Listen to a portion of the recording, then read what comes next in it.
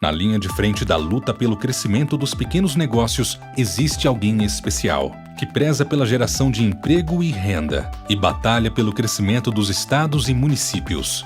Essa pessoa é você, membro e servidor dos Tribunais de Contas e membro do Ministério Público. Quem fiscaliza tem nas mãos o poder de prosperar a economia de um país. Tudo isso fazendo com que a lei seja cumprida diariamente. Continue atuando para que os pequenos negócios tenham de fato um tratamento justo e diferenciado. Faça com que estados e municípios cumpram os benefícios obrigatórios da Lei Complementar 12306. Entre eles estão a participação exclusiva em licitações de até R$ 80 mil, o estabelecimento de cotas de até 25% para a participação exclusiva de pequenos negócios e a ampliação do benefício do empate ficto. Os benefícios facultativos também devem ser incentivados. Alguns exemplos são a subcontratação de micro e pequenas empresas nas aquisições de obras e serviços e a prioridade de contratação de pequenos negócios locais e regionais. Outra lei a ser seguida é a da liberdade econômica. Graças a ela, o excesso de burocracia foi deixado de lado. O tempo de abertura dos empreendimentos foi reduzido. O alvará de funcionamento para atividades de baixo risco foi dispensado, inclusive para o microempreendedor individual, e o registro de novas empresas se tornou automático. Finalmente, os pequenos negócios puderam focar no que interessa: geração de renda, emprego, produtividade e competitividade. Junto com o Sebrae, a Conamp e a Atricom pavimentam os caminhos para facilitar o desenvolvimento do empreendedorismo brasileiro. Nesse momento de crise, vamos continuar apoiando quem faz a diferença na economia do país. Agora, mais do que nunca, os pequenos negócios precisam do suor do nosso trabalho. Faça a lei ser cumprida e ajude o Brasil a recuperar sua capacidade de fazer negócios.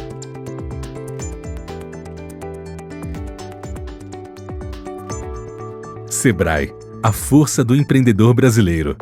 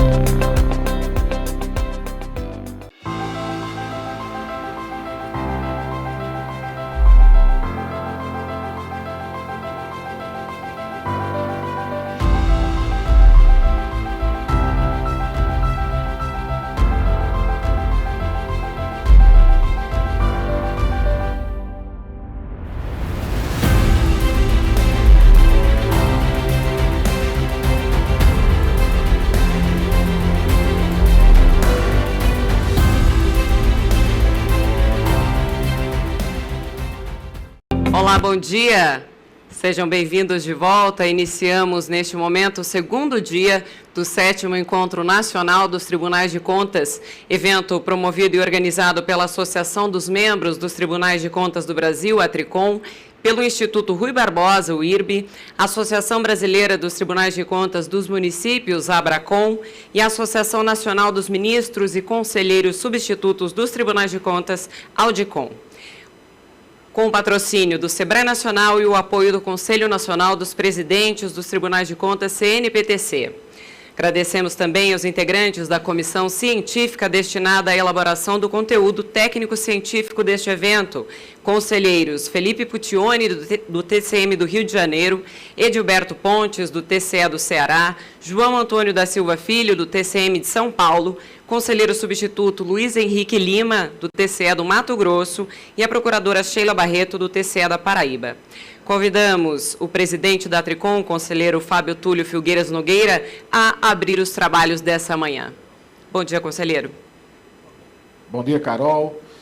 Meus cumprimentos a todos que nos assistem nesse segundo dia do 7º Encontro Nacional dos Tribunais de Contas. É uma honra, um prazer voltar a esta programação. Hoje o painel é da Abracom, né, presidida pelo conselheiro Thierry Montebello, presidente do Tribunal de Contas do município do Rio de Janeiro, tendo como convidados o desembargador Marcelo Burraden, presidente da Associação Nacional dos Desembargadores, e o doutor Bruno Dubé, que é procurador-geral do Estado do Rio de Janeiro. Teríamos também o advogado Felipe Santa Cruz, presidente da Ordem dos Advogados do Brasil, porém, ele teve uma indisposição, né, e possivelmente pode entrar no decorrer desta conversa, mas, enfim, repito, é um prazer, uma honra. Na verdade, quem vai conduzir os trabalhos é o conselheiro Thierry. Minha participação é só para dar as boas-vindas, agradecer aos ilustres convidados, ressaltar e reafirmar que é uma honra muito grande tê-los conosco. A presença dos senhores traz um brilho à programação deste evento. Devo registrar que a média supera os 1.000 participantes, ou seja, alcançando aí um número que, repito, supera a nossa expectativa. Isso retrata o sucesso do evento. Desafio muito grande, doutor Marcelo, doutor Bruno, fazer esse encontro de forma virtual em função do momento em que vivemos, da pandemia. O encontro é uma tradição. Este é o 7º Encontro Nacional. Nós realizamos ele a cada 2 anos, bianualmente. Um ano a gente faz o encontro, outro ano a gente faz o Congresso Nacional. O encontro era um evento menor, um evento mais técnico, foi crescendo, crescendo. Hoje tomou proporções comparáveis à do próprio Congresso. E este ano a gente ficou diante de um desafio muito grande, se faríamos ou não um encontro, dadas as dificuldades, mas buscamos os recursos tecnológicos, o que a tecnologia proporciona, em termos de avanços e de ferramentas que possibilitassem a realização. Então, estamos aqui em Brasília, no Hotel Windsor, montamos um estúdio, toda a estrutura montada, e os palestrantes participando remotamente, ou seja, aqui devo ressaltar que tomamos todas as cautelas, atendendo às recomendações das autoridades sanitárias. Todos nós submetemos diariamente a testes para a detectação do Covid. Toda a equipe está paramentada com as máscaras, enfim, quem entrou no hotel não sai, e de maneira que eu espero que o encontro possa atender às nossas melhores expectativas. Então, com essas boas-vindas, eu passo a palavra ao conselheiro Thierry. Antes, se você me permitir, primeiro fazer um breve histórico sobre as nossas associações, para que os nossos convidados tenham um conhecimento desse percurso, dessa caminhada, né, que já se faz longa. Dr. Marcelo, Dr. Bruno, a Atricom, ela foi criada em 1992, a Abracom surgiu também diante da necessidade de os tribunais de contas dos municípios, os membros terem a sua representação, mas em um certo momento nós percebemos, né, que era necessário investir no aprimoramento, no aperfeiçoamento dos tribunais de contas, e além das questões de natureza classista, diante da ausência, da estrutura, né, estatal de um órgão de controle. A exemplo do Poder Judiciário, que tem o Conselho Nacional de Justiça, do Ministério Público, que tem o CNMP, enfim, da própria Ordem dos Advogados do Brasil. Então, nós alteramos o nosso estatuto, criamos o nosso planejamento estratégico. Dentro do planejamento estratégico, algumas ferramentas como marco de medição de desempenho dos tribunais de contas, onde nós, a partir de uma avaliação baseada em critérios de organismos internacionais, como a Intosai, a gente faz uma avaliação por pares, tomando por base critérios, domínios, enfim, avaliamos todos os 33 tribunais de contas numa verdadeira correição.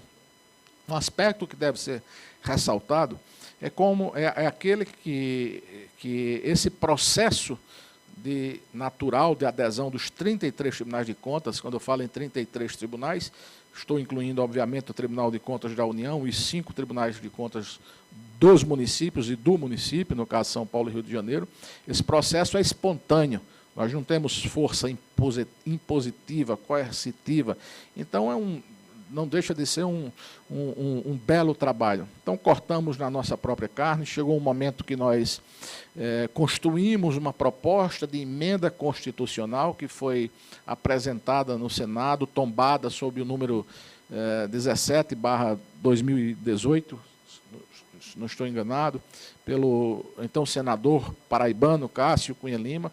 Esta PEC ela traz profundas mudanças na estrutura dos tribunais de contas do Brasil, dentre as quais eu gostaria de destacar os critérios, por exemplo, de investidura no cargo de conselheiros e ministros, tornando-os mais rígidos, aqueles que tiveram contas rejeitadas por órgãos colegiados, contas reprovadas por tribunais de contas não podem ser nem conselheiros nem ministros, estabelecendo uma quarentena, ampliando a participação da área técnica, criando o Conselho Nacional dos Tribunais de Contas, enfim, uma PEC que foi muito discutida. É óbvio que ela não é unanimidade no meio do sistema, mas ela representou, naquele momento, expressou o sentimento da maioria. Então, esse é o percurso das nossas associações. Outro aspecto que deve ser ressaltado é a integração, a unidade existente no sistema. Hoje, a Abracom, a Associação Brasileira dos Tribunais de Contas dos Municípios, a Atricom, a Audicom, que é a Associação dos Ministros e dos Conselheiros Substitutos, o IRB, que é o Instituto Rui Barbosa, é a Casa do Conhecimento dos Tribunais de Contas do Brasil, a própria Ampicom, todos nós trabalhamos em conjunto, não é? Obviamente preservadas eventuais divergências que são legítimas, são naturais, mas trabalhamos em conjunto para o fortalecimento, para o aprimoramento do sistema. Esse é um aspecto que deve ser ressaltado, porque ele tem proporcionado algumas mudanças, alguns avanços no sistema Tribunais de Contas. Por exemplo, neste momento em que o mundo passa por uma pandemia, eu digo sem medo de errar que o sistema Tribunais de Contas produziu inúmeras ferramentas alternativas para que o controle externo não sofresse solução de continuidade. Ou seja, no primeiro momento, os Tribunais de Contas, nós nos reunimos, né, para saber como enfrentar essa crise. A nossa percepção era de que precisávamos ter um espírito colaborativo em face das autoridades, em face dos gestores. Não poderíamos ser óbice para nenhuma iniciativa no que diz respeito ao combate à Covid. E aí tivemos de exercitar em toda a plenitude a nossa função pedagógica, né? Nosso lado orientador. Aliás, esse é o controle externo contemporâneo, é aquele que atua para e passo, lado a lado ao gestor. Hoje, nós temos alguns tribunais que, a partir de um dispositivo da Lei de Responsabilidade Fiscal, que é a emissão de alerta, esses tribunais adotaram uma postura proativa, não é? Um controle concomitante, controle prévio. Cito, por exemplo, o Tribunal de Contas da Paraíba.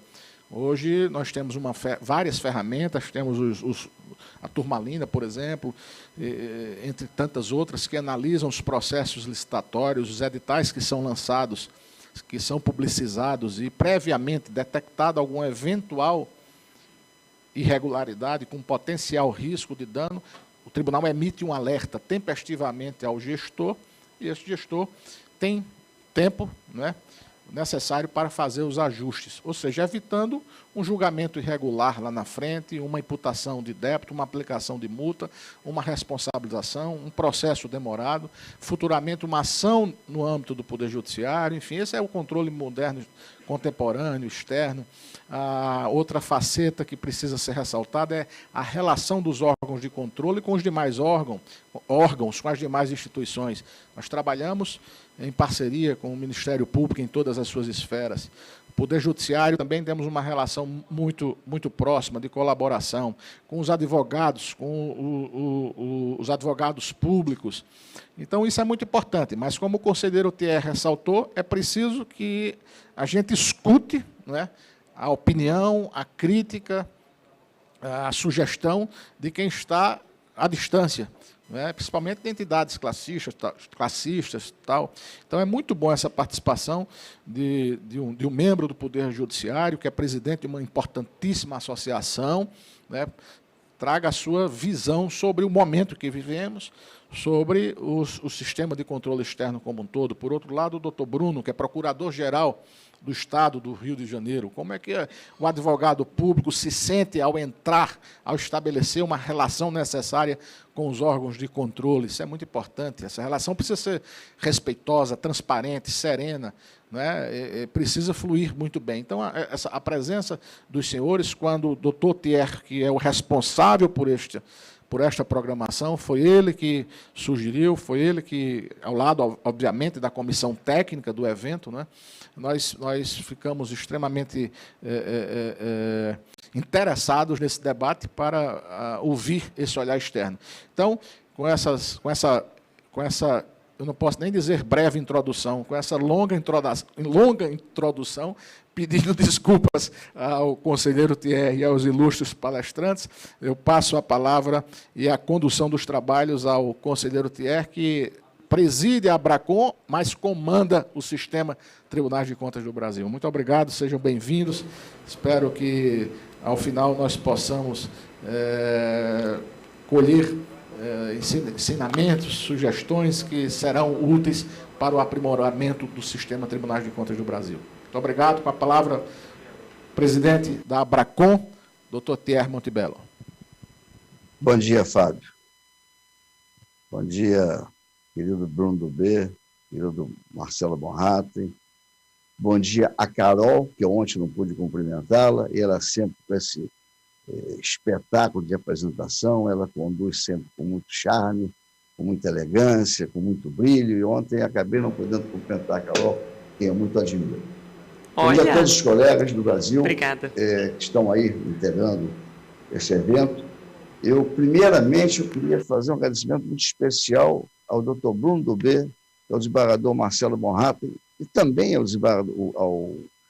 presidente da OAB, Felipe Santa Cruz, porque hoje no Rio de Janeiro é um feriado. E Suas Excelências colocaram um terno para se apresentarem aqui, para colaborarem com a nossa apresentação, colaborarem com os tribunais de contas. É muito importante. Tiveram a melhor boa vontade. Eu sei o quanto é difícil, nesse momento que nós estamos vivendo, estão um pouco recolhidos, pessoas como Bruno, como Bonraten, se colocarem à disposição para que possam contribuir exatamente com essa visão crítica que a gente pretende que eles tenham dos tribunais de contas, uma visão crítica construtiva, uma visão crítica que possa vir a ser até transformadora para nós todos, porque nós temos as nossas verdades que vivemos ao longo de muitos anos. Eu tenho 27 anos no Tribunal de Contas, então vi inúmeras transformações que foram procedidas por nós próprios, não que vieram impositivamente de fora. Essas transformações foram por nossa iniciativa. Nós começamos a detectar as nossas falhas, os nossos erros, as nossas insuficiências, e chegamos a ter, como hoje, um quadro excepcional de técnicos, de auditores, de procuradores, de conselheiros. Então, isso se deve também, e muito, às associações de classe. Deixaram de ser associações preocupadas apenas com as questões de natureza classista, mas também com as transformações.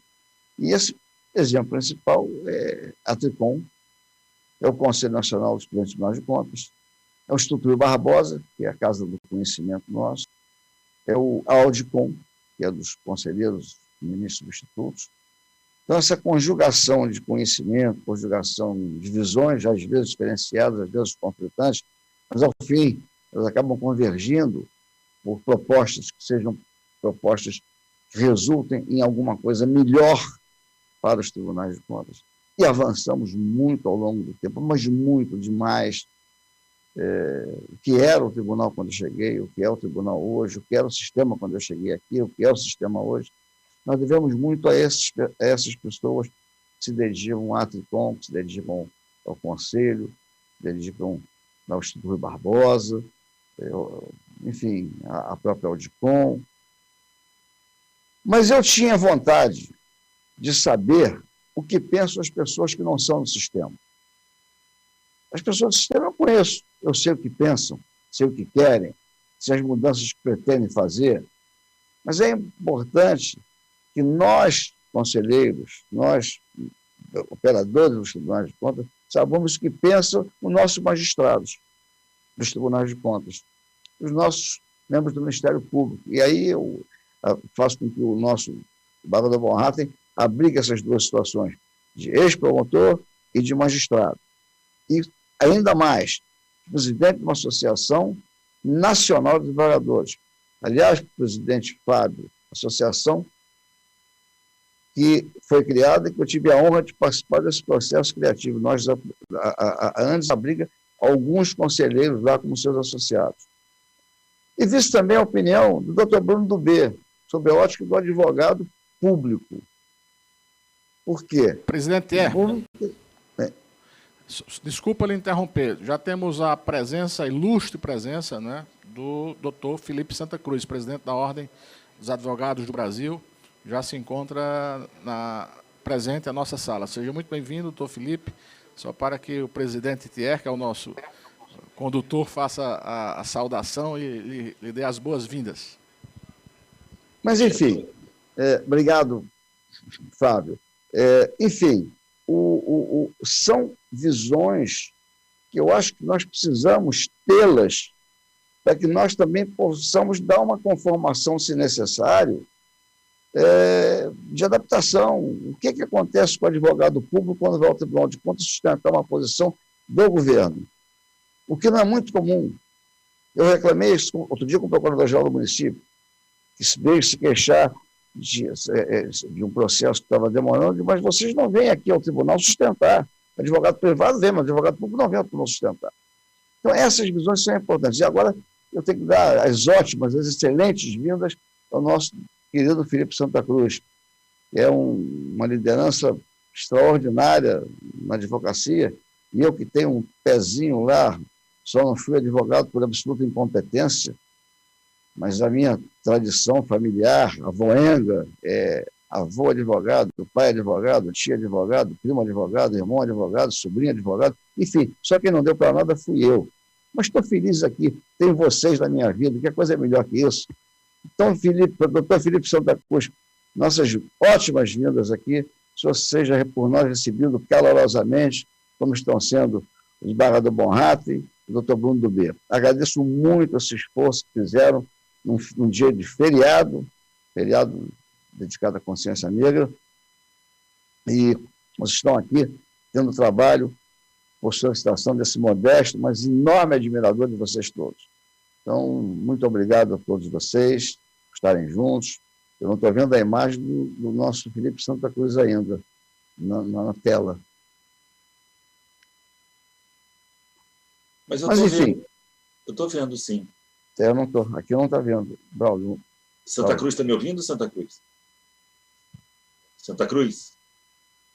Estou ouvindo bem, desembargador. Está me ouvindo? Não está ouvindo, acho que congelou. Bom, não sei. Mas, enfim, essa era a primeira abordagem que eu queria fazer. O que pensam os ilustres participantes dos tribunais de contas? Como veem os tribunais? Como nós vemos o Poder Judiciário? Como nós vemos o Ministério Público? Como nós vemos a advocacia pública? Talvez, muitas vezes, a visão de fora, as lideranças associativas não tenham. Então, esse momento é o momento de a gente colocar o pensamento verdadeiro de que cada um tem sobre a instituição Tribunal de Contas. O que é?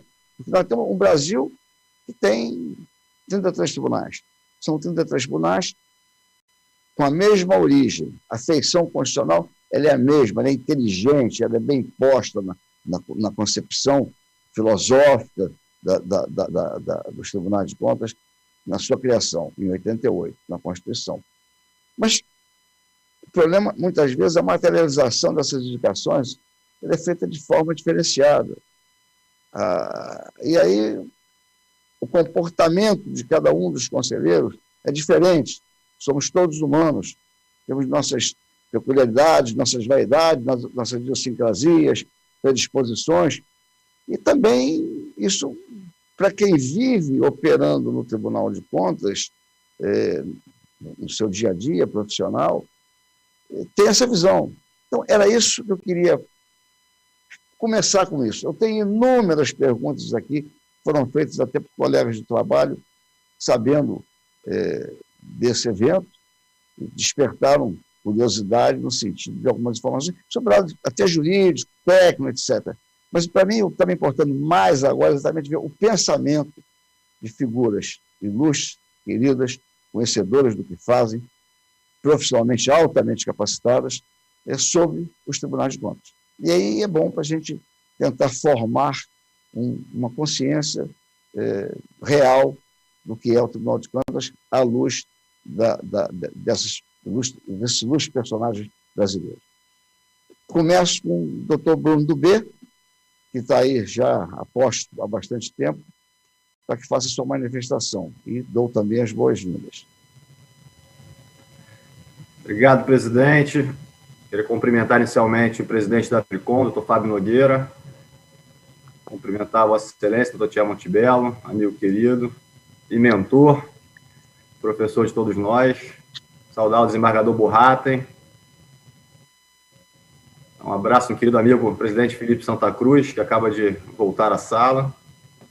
Dizer que é uma alegria enorme estar aqui hoje, agradecer enormemente pelo convite e parabenizar pela postura, doutor Thier, da gente fazer, as instituições começarem a fazer uma autocrítica de si mesmas, de modo a permitir um avanço institucional e a melhoria do sistema.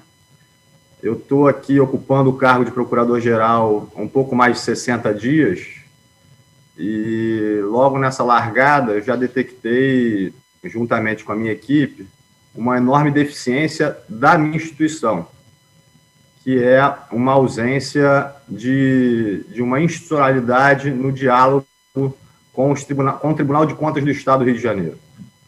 Então, nesse período inicial, eu já determinei aqui, junto com um grupo de trabalho, uma criação de um núcleo de atuação direta ao Tribunal de Contas do Estado, de modo a melhorar o fluxo de informações, o diálogo institucional, a defesa do Estado do Rio de Janeiro na Corte de Contas. Então, esse é uma autocrítica que eu já fiz quando cheguei e que já coloco aqui como um exemplo de boa prática desse movimento, a gente se autoanalisar. Dito isso, eu queria apresentar, pensei aqui, diante do tema que foi proposto, apresentar uma constatação que é evidente do cenário da advocacia pública, da administração pública, e propor 2 ou 3 sugestões aqui para o nosso debate, de modo a contribuir humildemente com a visão da advocacia pública do sistema de tribunais de contas. A primeira constatação é o que se chama do apagão das canetas, dessa realidade que a gente vive na administração pública nacional, que é exteriorizada na dificuldade das pessoas capacitadas, bem formadas, de assumirem desafios na administração pública. Hoje a gente vive uma dificuldade enorme de achar profissionais qualificados e capacitados para ocupar determinados cargos importantes, principalmente quando envolve ordenação de despesa. E isso se deve, obviamente, ao ambiente, essa crise política e jurídica, e por que não ética, que o país inteiro vive. E eu acho que talvez o sistema os órgãos de controle, de um modo geral, e aí incluindo também o Poder Judiciário, o Ministério Público, possam contribuir para a melhoria de um sistema que permita que esses bons quadros voltem a aceitar desafios e tenham uma certa segurança no desempenho de suas funções, sempre mirando na eficiência da administração pública. Então, a primeira sugestão e proposta de debate que eu apresento diz respeito à necessidade de uma cautela maior no indiciamento na busca pela responsabilização do servidor público. A gente tem assistido a um forte movimento de combate à corrupção, onde todos os gestores, de um modo geral, são tidos, antes mesmo das investigações, como culpados, corruptos e criminalizados, sem ao menos se observar o direito de defesa, o princípio da presunção de inocência e a busca pela realidade fática que levou determinado gestor, esse ou aquele gestor, a praticar o ato que está sendo controlado ou investigado. Então, um exemplo claro para demonstrar isso é a situação da responsabilização do servidor, que é o último da cadeia do processo administrativo licitatório, por exemplo, que não raro responde por todos os atos praticados na cadeia do processo licitatório, por exemplo.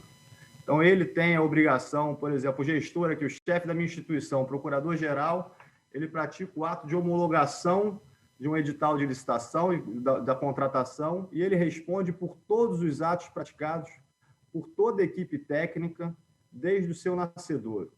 Essa é uma dificuldade enorme, porque nos dias de hoje, que são tão corridos e dinâmicos, o gestor muitas vezes não tem a competência para rever todos os atos da cadeia e imputar a todos os agentes que atuam nesses atos e nesse processo a responsabilização, praticamente engessa a administração pública ou faz com que o gestor deixe de praticar os atos necessários em busca da eficiência administrativa por receio de ser posteriormente responsabilizado pelos órgãos de controle. Uma outra questão que me chama muita atenção aqui diz respeito à observância do princípio do contraditório e, principalmente, da ampla defesa dos servidores que são investigados. O que quer dizer isso? Não raro, o gestor público, quando sai do cargo, anos depois, às vezes 10 anos depois, e aí, doutor Fábio, passando pelo aquele tema que o senhor propôs no início, na antessala, dizendo respeito à prescrição, às vezes 10 anos depois, 12 anos depois, o gestor público recebe uma notificação em casa para responder em 15 dias sobre uma investigação cujo processo administrativo segue em anexo. E aí ele não sabe, ele não tem mais a memória, 10, 12 anos depois, do que se passou, não ocupa mais o cargo público que o levou a praticar aquela decisão, ou seja, ele não tem mais a memória, os registros, os documentos, tudo aquilo que possa contribuir para a sua defesa, e principalmente sem a delimitação da investigação.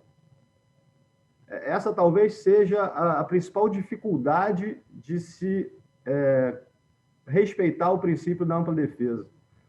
Muitas vezes o gestor ou o servidor que está sendo investigado nas cortes de contas, ele não sabe delimitadamente o objeto sobre o qual ele está respondendo.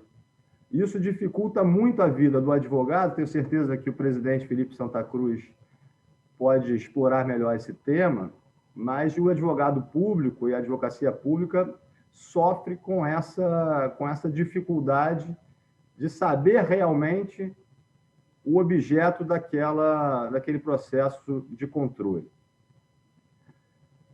E, por fim, uma última proposta para o debate, eu queria ressaltar a necessidade tanto do Poder Judiciário, mas principalmente do sistema de Tribunal de Contas, de observar os comandos normativos trazidos pela Lei de Introdução ao Direito Brasileiro, especialmente na função controladora. Então, um elemento preponderante, que está lá previsto nos artigos 20 e 21, obrigam aos órgãos de controle a observarem as circunstâncias, os impactos e as consequências práticas das decisões tomadas nos seus processos de controle. Essas consequências práticas muitas vezes impactam fortemente no ambiente de negócios dos entes federativos, de modo a muitas vezes afugentar não só os gestores, mas também as empresas que estão instaladas. Aqui no estado do Rio de Janeiro, por exemplo, a gente, especialmente na cidade do Rio de Janeiro, está entregue às moscas, sofrendo com a crise, primeiro financeira e agora com a crise sanitária. As empresas estão fazendo um esforço enorme para se manterem instaladas aqui, e muitas vezes algumas decisões tomadas pelas Cortes de Contas acabam por afugentar as empresas, justamente por conta desse descuido, da preocupação com os impactos e as consequências práticas advindas das decisões dos órgãos de controle. E aí também, tangenciando um dos pontos que foi trazido na nossa antessala, o poder geral de cautela dos tribunais de contas não pode ser alijado dessa análise. E aí uma preocupação da advocacia pública diz respeito à normatização desse poder geral de cautela dos tribunais de contas. A gente sabe que o Tribunal de Contas do município possui esse regramento, alguns outros tribunais possuem, mas não é uma realidade observada no plano nacional. Então, talvez essa também seja uma contribuição para o aperfeiçoamento do sistema. E uma última nota também, em relação à Lei de Introdução ao Direito Brasileiro, diz respeito ao artigo 30 e o dever de coerência das decisões das Cortes de Contas.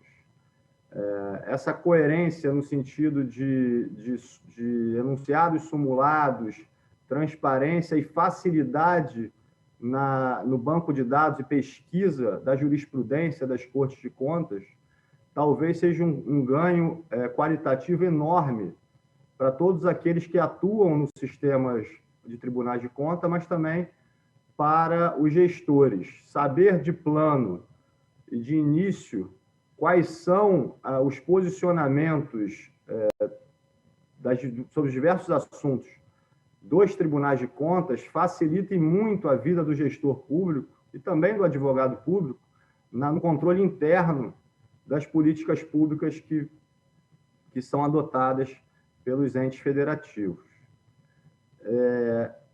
Essas são as preocupações iniciais, algumas ideias que eu colhi aqui com o meu grupo de trabalho, que está mais familiarizado com a atuação junto aos tribunais de contas, e que eu gostaria de colocar para os debates.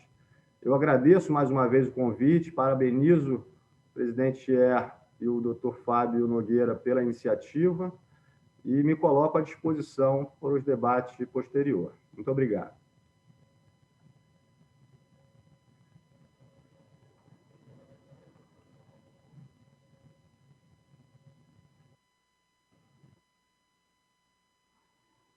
Bruno, muito coerente a sua exposição, muito objetiva, e vem muito ao encontro do pensamento de uma boa e significativa parte dos conselheiros tribunais de contas, que percebem isso tudo. É uma carreira nova, né? Muitos concursados. O concursado também tem que se adaptar à realidade. Não sabe o padecimento que tem o advogado lá fora, o servidor público que sai, como você falou, depois de 15 anos, 10 anos, recebe uma notificação para explicar aquilo que ele fizera há 10 anos atrás, que não tem sequer acesso às informações que ele necessita. Pior, se estiver sob o governo de oposição, que for o governo que ele trabalhara. Então, é muito complicado. Isso é um pensamento, essas reflexões são importantíssimas para nós. E muitos de nós pensamos também assim. Como é que vamos fazer para corrigir isso? Então, acho que fecundíssima essa sua manifestação, vem ao encontro de pensamentos nossos e vamos tentar desenvolver mais ainda aqui no nosso universo de debate esse assunto. O desembargador Bonraten, antes de passar a palavra para Vossa Excelência, eu vou pedir para ouvir o nosso Felipe Santa Cruz, porque você, como magistrado, você vai ver, como presidente da associação também dos desembargadores, você vai ver a posição da advocacia pública, a posição da advocacia privada, da representação dos advogados brasileiros, e você vai fechar aí com a sua visão, com essas duas visões, que devem convergir também, porque outro dia eu recebi informação, um pedido do nosso querido presidente da OAB do Rio de Janeiro, feito a outro tribunal do Rio, que ele dizia que advogados reclamavam que não estavam sendo atendidos por conselheiros. Eu falava isso ainda há pouco com o nosso presidente Fábio. Não é uma realidade nacional, mas não pode ser sequer uma realidade isso. O advogado o conselheiro tem o dever de receber o advogado. Sempre. Isso é um direito inalienável que o advogado tem no patrocínio do seu cliente. Então, esse também é um aspecto que acho que deve debater aqui. Então, desembargador Bonraten, me permite passar a palavra ao nosso Santa Cruz, dar as boas-vindas, esperar que já esteja recuperado desse mal-estar pelo qual passou nessa manhã, cumprimentar a família toda, a família querida, e a vontade de ouvi-lo é muito grande. Bom dia, presidente. Estão me ouvindo? Estou muito bem. Ah, que bom. Bom dia, presidente Emas Montebello. Eu estava aqui em pânico, acordei realmente não me sentindo muito bem, depois tive um probleminha técnico que me fez entrar até aqui várias vezes, e em pânico por não poder atender a um chamado seu. Né? O presidente sabe da minha admiração, da minha amizade, sou um fã de carteirinha do presidente sou presidente do fã-clube Thierry Montebello, e tudo que sempre precisar de nós, da OAB e de mim, pessoalmente, sempre será atendido com muita satisfação. Então, aceite minhas desculpas pelo pequeno atraso. Cumprimentar o nosso querido Bruno Dubê. Eu liguei ao governador do estado no dia que soube da nomeação do Bruno, dizendo que começou bem o governo, começou bem. Quem conhece o Bruno não jovem, perto de nós, sabe do seu talento que o levou à Procuradoria-Geral, ainda muito jovem, e é muito bom para o Estado do Rio de Janeiro que bons quadros da advocacia pública esteja à frente dessa potência que é a Procuradoria-Geral do Estado do Rio de Janeiro, concurso público talvez mais difícil do nosso país, com toda a sua tradição. A Procuradoria do Estado do Rio de Janeiro nos deu 2 dos maiores presidentes da OAB, Eduardo Seabra Fagundes e Raimundo Fauro. Basta dizer isso para constatar a relevância, e muito bom ver o Bruno aqui. Quero cumprimentar o desembargador Marcelo Bonraten, meu amigo, agradecer a gentileza da inversão da pauta e dizer que o Rio de Janeiro, o desembargador preside a Associação Nacional dos Desembargadores. O Rio de Janeiro vive um momento representativo na nossa área, né? Renata na MB, o desembargador na Andes e eu na OAB, né? O Rio de Janeiro tem essa possibilidade, o que para nós é muito bom, né? Principalmente porque são 2 amigos, tanto Marcelo Bonraten, a quem convido para uma visita ao nosso Conselho Federal, né? Gostaria muito de recebê-lo para que pudéssemos tratar alguns assuntos, e são 2 amigos e o momento é muito delicado. Meu presidente, eu fui chamado para falar sobre a nossa visão, mas fui desafiado já pela fala do nosso Bruno Dubé, aqui já estimulado pela fala. Então, eu começo pela fala do Bruno e depois falo um pouco da nossa visão. Então, primeiro, eu concordo demais com o Bruno, né? Então, não vou repetir, né? Vou ser revisor, não sou revisor, vou dizer que faço minhas as palavras do Bruno Dubé. Penso até, de forma, sendo muito claro, que esse talvez seja o grande debate público do Brasil hoje, que é, primeiro, a garantia do direito de defesa, né? Nós temos que admitir, ou pelo menos eu espero que admitamos, que o direito de defesa, por uma série de razões que não caberiam aqui na nossa conversa, a ampla defesa, o contraditório, passa por um momento onde há um desequilíbrio nas forças, na acusação, na persecução penal, principalmente por parte do Ministério Público.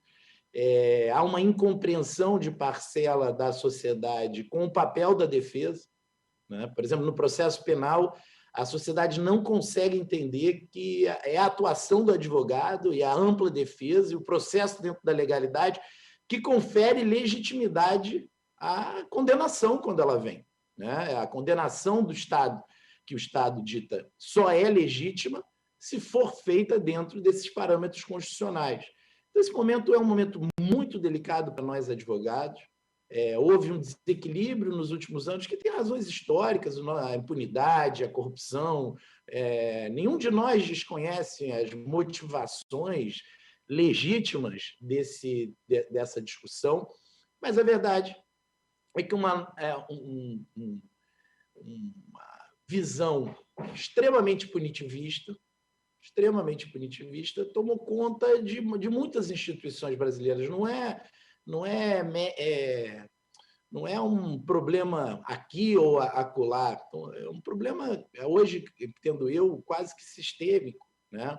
E eu abro dizendo que este processo de criminalização de toda e qualquer relação econômica,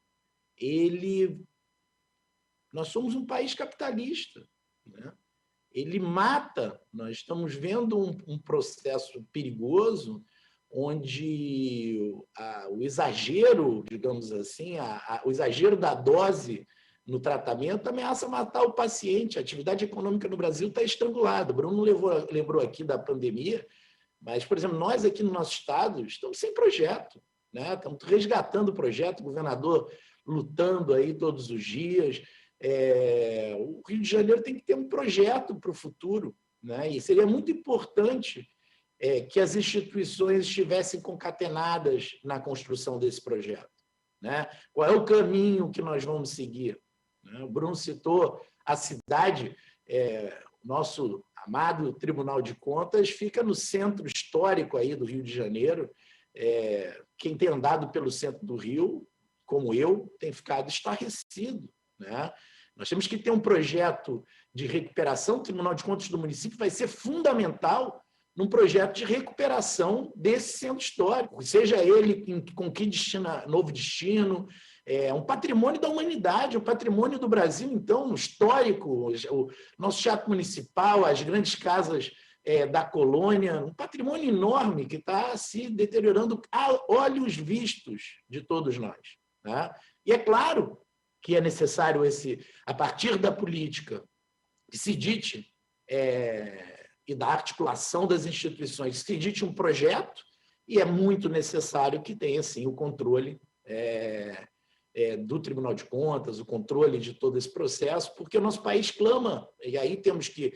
Falei aqui dos problemas que os últimos anos geraram, principalmente em relação à atividade econômica, mas não podemos também subestimar que nosso país clama por lisura, moralidade, né? É essa dicotomia, ou seja, não ser empecilho, né? Mas, ao mesmo tempo, ser um fiador da lisura, da moralidade, um controlador da lisura, da moralidade, que desafia a construção institucional desse momento.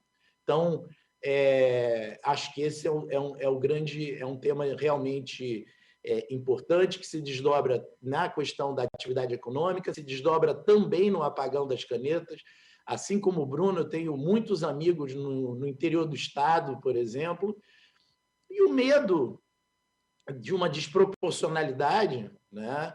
Eu digo sempre, o prefeito, um dia desse eu falei no Encontro Nacional dos Prefeitos, fui ovacionado pela seguinte brincadeira: o prefeito que estava presidindo a mesa tinha sido juiz, delegado federal, dono de cartório, e dizia que não estava sem condições de fazer a sua defesa, estava numa situação sem direito de defesa, inferiorizado, cercado de processo, não consegue ser prefeito de uma cidade.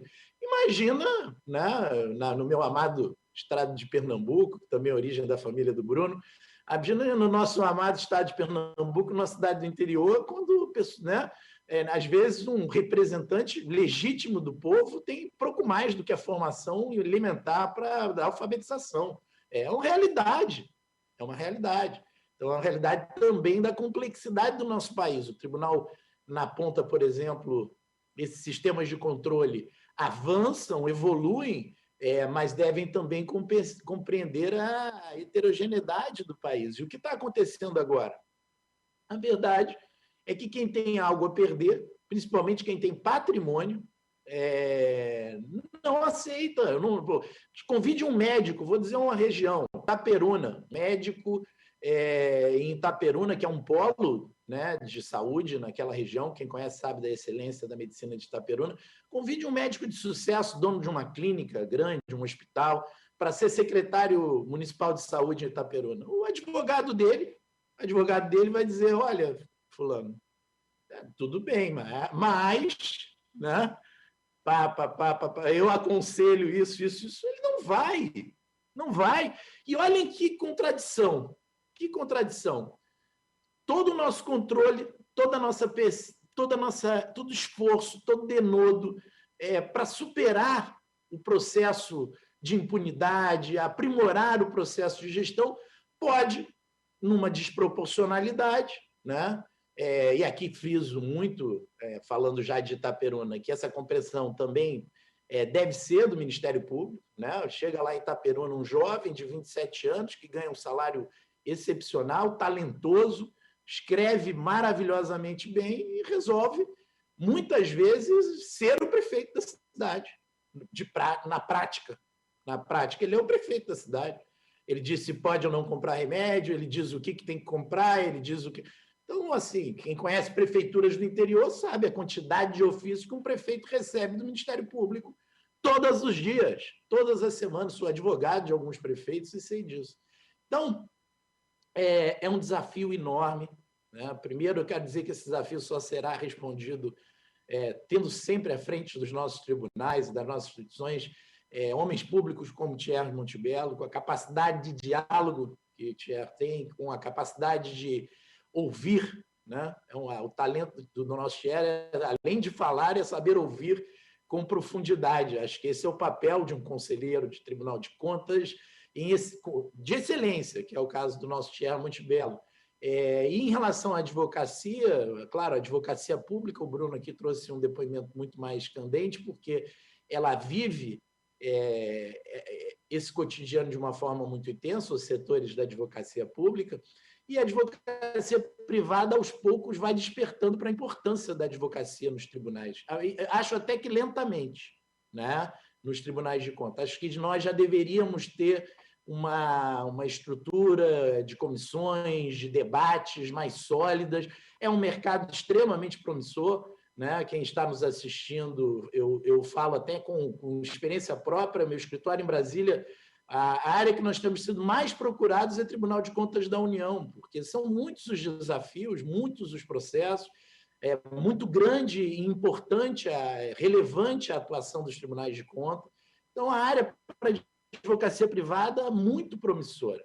Claro que nós enfrentamos, como disse o presidente Thierry, os desafios do acesso aos autos, acesso aos processos, os desafios do momento em relação a algumas dificuldades que vive o nosso país do ponto de vista institucional. As relações institucionais estão muito tensas, isso reflete também no exercício da advocacia, mas eu sou daqueles que primeiro, acredito demais na força da iniciativa privada, tenho dito isso, ou salvamos a iniciativa privada brasileira, o Estado brasileiro tem essa missão, liberamos as forças da nossa economia para funcionar, e também acredito na força da advocacia privada, dela descobrir os seus caminhos, os seus mercados, e acredito, por fim, na competência, na missão pública dos homens e mulheres que constituem as instituições brasileiras, e em especial dos nosso sistema de contas do nosso país. É um momento difícil, como eu disse, que será superado. Eu já sinto voltar ao ambiente público um pouco da moderação, da capacidade, da tolerância de ouvir o outro, né? de dialogar com o outro. Acho que a eleição do último dia 15 marcou isso em muitas cidades brasileiras, e é importante que essa moderação tome conta das nossas vidas para que a gente possa efetivamente avançar institucionalmente. Muito obrigado pelo convite, presidente Ié. Espero não tê-los cansado e ouvirei agora com muito prazer o nosso Marcelo Burrata. Olha, presidente, eu agradeço demais. E engraçado, eu estou ouvindo o que eu gostaria de ouvir. Eu estou feliz por estar ouvindo o que eu gostaria de ouvir, para refletir sobre isso tudo, que o meu pensamento também é esse. Provavelmente um ou outro colega, isoladamente, podem não achar que esse é o pensamento da realidade brasileira, dos tribunais de contas, mas é esse o pensamento. Nós temos os melhores quadros do Brasil, desembargador Bonraten. Os melhores quadros técnicos estão sem dúvida de errar. A qualificação dos técnicos são excepcionais. São qualificações em todas as áreas do conhecimento, todas as áreas da ciência. Mas o jovem, quando chega com 25, 26, 27 anos, e passa por um concurso com 60 mil candidatos para 30 vagas, ele se acha todo poderoso. Então, cabe a nós, condutores dos órgãos, das instituições, colocarmos diante da realidade social, da realidade funcional, da realidade dos sistemas, das instituições. E uma coisa que tem sido esquecida nos últimos anos, exatamente o direito de defesa, o acesso aos autos, o acesso pleno, absoluto, às informações que consta do tribunal. Hoje, os grandes tribunais têm isso por acesso direto pelos sistemas, pelos sites e tal. Mas, olha, eu estou feliz, Bruno, por ouvir o que você falou. Feliz, Felipe, por ouvir o que você falou. E tenho certeza que ficarei muito feliz por ouvir o que o Bonraten vai falar, que, aliás, é amigo de longa data também. Eu sei o seu pensamento sobre esse aspecto, que nós, às vezes, estamos juntos em Itaipava, no momento de alegria, de felicidade, brindando sempre a vida, e eu tenho certeza que isso que foi colocado pelo Bruno e por você, Felipe, vai ser muito bem deduzido pelo nosso querido desembargador Bonraten, que fala em nome do 2º grau de jurisdição, em nome do 2º grau da judicatura brasileira, também do 1º grau, e também, como o Ministério Público foi, está altamente credenciado para fazer os comentários às proposições que foram feitas aqui. E o meu caro Fábio, eu sei que o querido amigo deve estar também feliz com essa honestidade que está sendo posta aqui nesse nosso encontro. Meu querido desembargador Marcelo Bonraten, é toda a sua tela, toda a sua palavra. Bom, dizem que falar por último é chover no molhado. Mas eu espero que a chuva que eu traga aqui floresça, sirva para florescer os campos, né? E não apequená-los. Mas eu quero agradecer aos organizadores do 7º Encontro Nacional do Tribunal de Contas. Quero agradecer ao Fábio Túlio, que é o presidente da Tricom, ao meu querido amigo Thierry Montebello, conselheiro do Tribunal de Contas do município do Rio de Janeiro, presidente da Abracom. Quero fazer uma saudação muito especial também à nossa apresentadora do painel, e, de uma maneira bem clara, dizer que o Santa Cruz e o Felipe Dubos são hoje expressões nacionais do tema. O Felipe é um amigo de muitos anos aqui do Rio de Janeiro. O Bruno não tem muito contato, mas quando soube da sua nomeação, também tive essa reação, Felipe, de dizer que o governador começou com o pé direito. Parabéns, Bruno. Eu sei das dificuldades que você tem como advogado público. Eu sei das dificuldades que você tem. E quero dizer, Tia, que você, que o Fábio, vocês forjaram, ajudaram a forjar o Tribunal de Contas, a política do Tribunal de Contas e a existência dos tribunais de contas do Brasil. E eu digo por quê. Eu acompanhei a reforma constitucional. Quem tem essa memória sabe do que vocês fizeram, sabe exatamente do que vocês fizeram em prol do Brasil. O Tribunal de Contas da década de 70 e 80, Felipe, que era aquele Tribunal de Contas essencialmente político e pouco técnico, mudou com a nova roupagem da Constituição de 88. Eu não tenho dúvida nenhuma. Assim como, na esteira dessa mudança, veio, como todos sabem, o Ministério Público e a própria advocacia, no 133. A própria advocacia. Então, eu quero deixar claro às pessoas que estão ouvindo a gente que aquela visão dos senhores de que este era um tribunal absolutamente político e de cabide de emprego, isso mudou. E vocês sabem disso. Mudou a ponto de transformá-lo em um tribunal que pode opinar, eventualmente, pela manutenção ou não das contas de um presidente da República, que poderá desaguar ou não, querido Fábio, no impeachment desse presidente da República, qualquer que seja. Eu não vou nomear, eu estou dizendo da importância que os tribunais de conta conseguiram com a reforma constitucional de 88. E disso vieram as cobranças. E não só as cobranças, como também os elogios. Os tribunais de contas, hoje, como disse o Thier, têm os melhores quadros técnicos do Brasil. Em sendo assim, Thier, Fábio, os tribunais de contas eles têm que ser, e eu trago a visão institucional que foi criada no Tribunal de Contas. Nós temos que passar, nós transformamos, vocês transformaram os tribunais de contas em situações e casas políticas para casas técnicas, e aí vem a palavra colaborador, corresponsabilidade e parceria, Tia. Essa parceria dos tribunais de contas com as demais instituições brasileiras estão transformando o Brasil na área da gestão pública. Olha a importância do que você está dizendo. E que eu estou aqui a atrever a dizer. 33 tribunais de contas, sendo um Tribunal de Contas da União e 5 tribunais de contas dos municípios.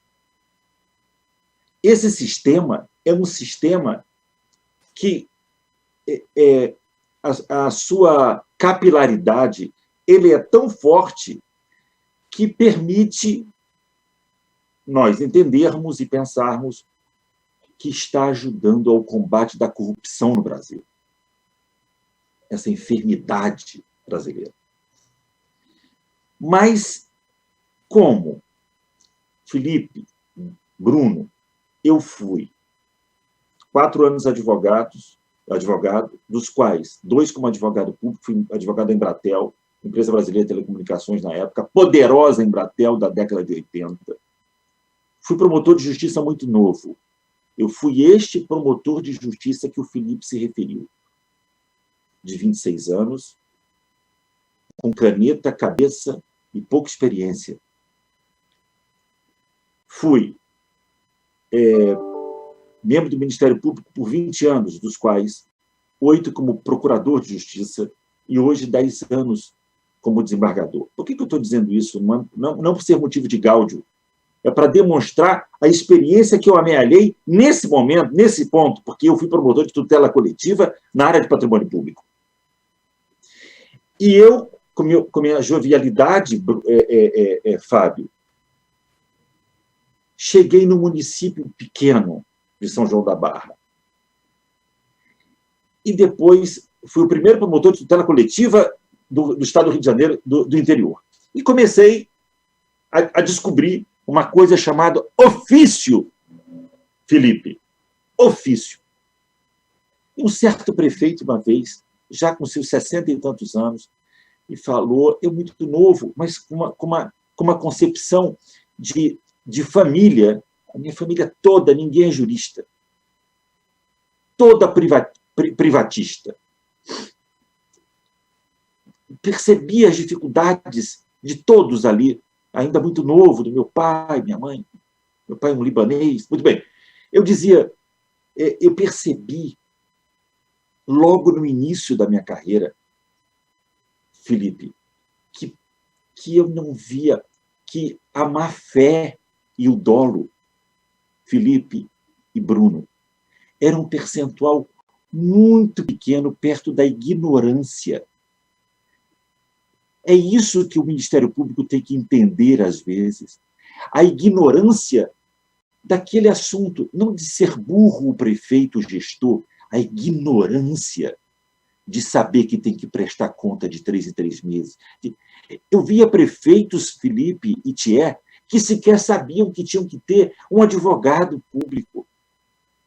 Quer dizer, isso me calou profundamente, porque eu que passei a ver todos os fatos como má-fé, Fábio, eu passei a ver que não tinha tanta má-fé quanto eu achava que tivesse.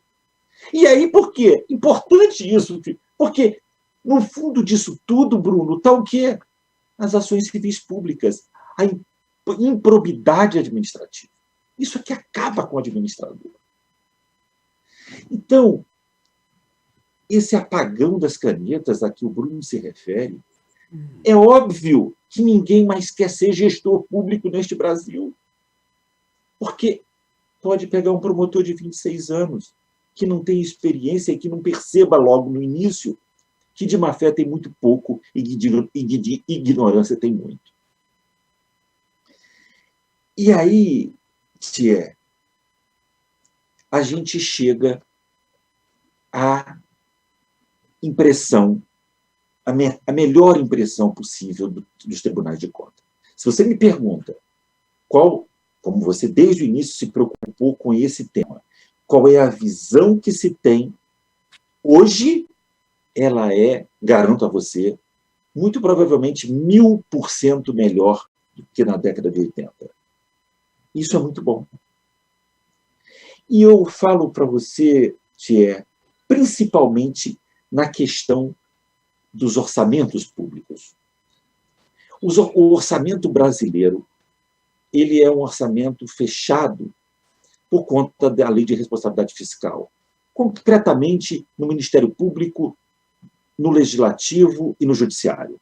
Diz a lei que eles devem contar somente com 6% da receita corrente líquida. Para o Ministério Público, 2%.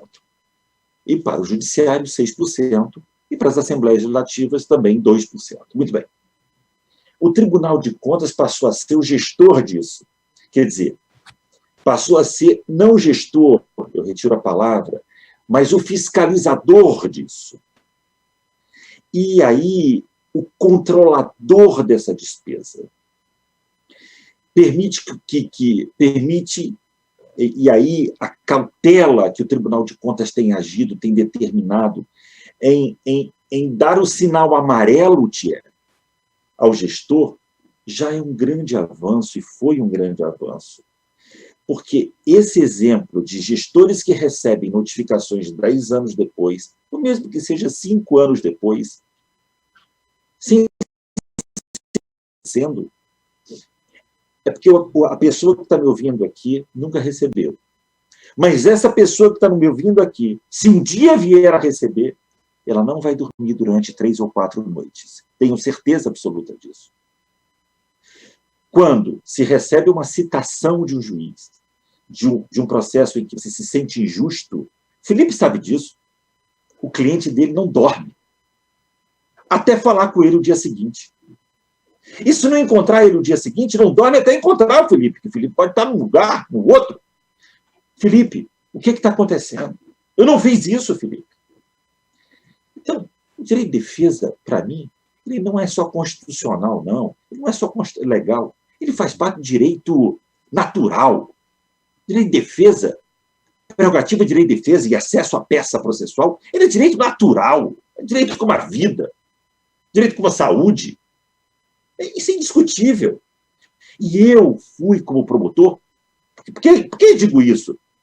Porque todos tiveram acesso aos meus inquéritos. Havia um prefeito em Niterói, muito conhecido, não vou dizer o nome aqui, que dizia isso. Olha aqui, o Burratem está fazendo, mas pelo menos a gente está vendo o que está fazendo. Está mandando as recomendações que ele acha. A gente pode chegar lá e desdizer tudo, é outra história. Então, eu fico muito feliz em poder demonstrar, inclusive a Carol, apresentadora, que está vendo a gente, demonstrar a todos a importância da visão brasileira hoje junto aos tribunais de contas. E quero trazer uma visão, um correspondente disso. Existem queridos ministros no Tribunal de Contas da União. Hoje, há uma mente brilhante no Tribunal de Contas da União, chamado Bruno Dantas. O Bruno Dantas, ele participou de uma webinar da Andes, na qual eu presido, e presidi esse webinar, em que ele falava dos orçamentos do Poder Judiciário. O orçamento do Poder Judiciário é um mega orçamento. O Poder Judiciário ele precisa dos tribunais de contas. O Poder Judiciário, os tribunais hoje, eles são verdadeiros, têm orçamento de municípios. O Tribunal de Justiça Santa Cruz, de São Paulo, tem um orçamento maior do que 97% dos municípios brasileiros. E o Tribunal de Contas está aí para ajudá-los, para nos ajudar. Sem o Tribunal de Contas, não é possível gestar e gerir um orçamento desse. O orçamento de 2019 para a Justiça brasileira é de 90 bilhões de reais, Santa Cruz. 90 bilhões de reais. O Judiciário brasileiro tem 80 milhões de ações em andamento. Números que não consolam. Passando de 100 milhões para 80 milhões, eu quero ver se você fosse um dos processos que tivesse lá nos 80 milhões e tivesse lá 5 anos para dar uma sentença. Nós temos que ser críticos quando devemos ser críticos. Então, Tchê, essa nova roupagem é muito boa, é interessante. O Tribunal de Contas ficou tão importante que eu nunca vi o Supremo falar tanto dele como eu tenho visto nos últimos tempos. Nunca vi. O Supremo tem se debatido por questões trazidas pelo próprio Tribunal de Contas da União, agora tenta, de alguma maneira, regulamentar, regularizar e fiscalizar a OAB. Você sabe disso, Felipe, está numa guerra nessa história. Nós conhecemos os dados, os fatos e também os argumentos, são bons dos dois lados.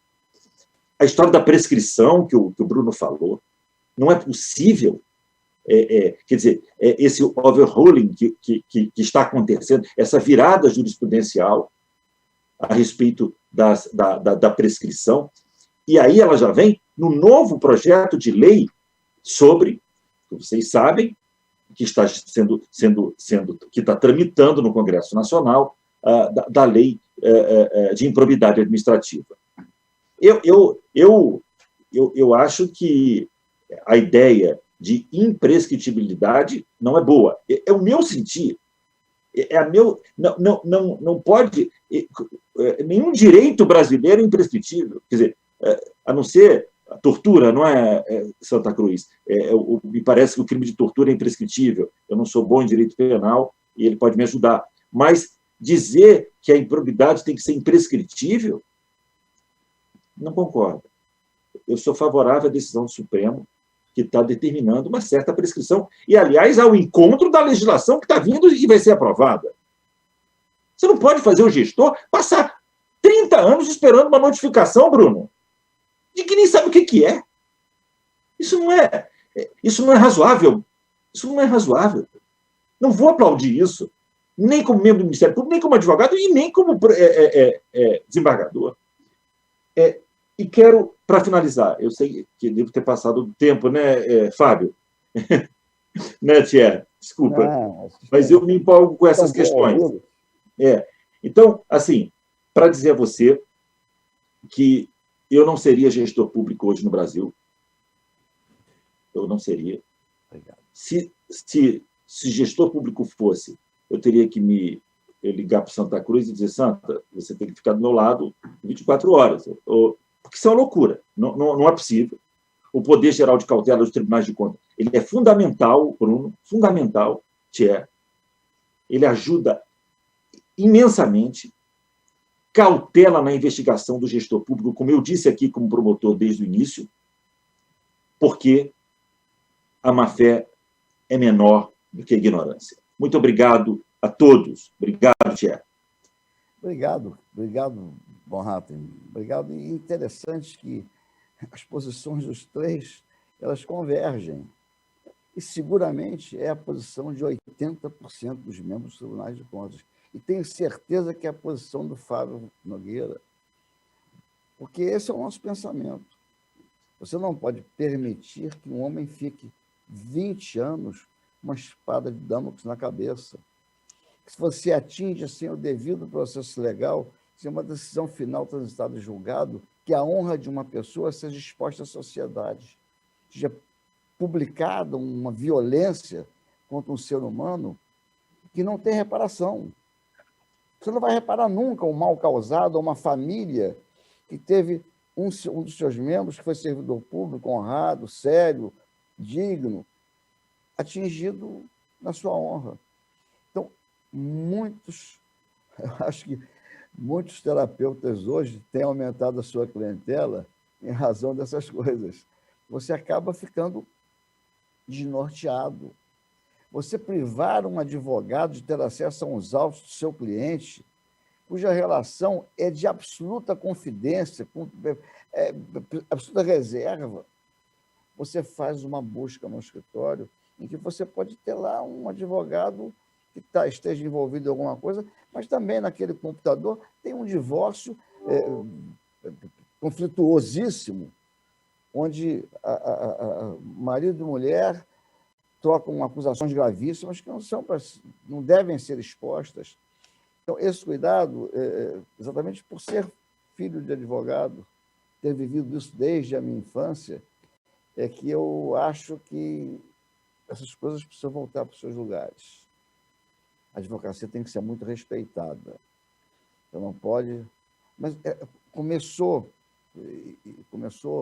no momento, na Constituinte, logo depois da Constituinte, na Constituinte participei como presidente da Associação dos Delegados de Polícia. Eu não era conselheiro ainda. A posição, sugiro, vejam um filme, Os Sete de Chicago, em que o advogado está na posição do promotor. No Brasil, o advogado está sentado abaixo do promotor. Simbolicamente, isso não é bom, não é ruim. O convívio do Ministério Público com a magistratura é muito próximo. O convívio do advogado, eventualmente os notáveis advogados, têm esse tipo de acesso. E assim tem que ser o Tribunal de Contas. Eu acho que o Tribunal de Contas tem que estar aberto sempre para o advogado.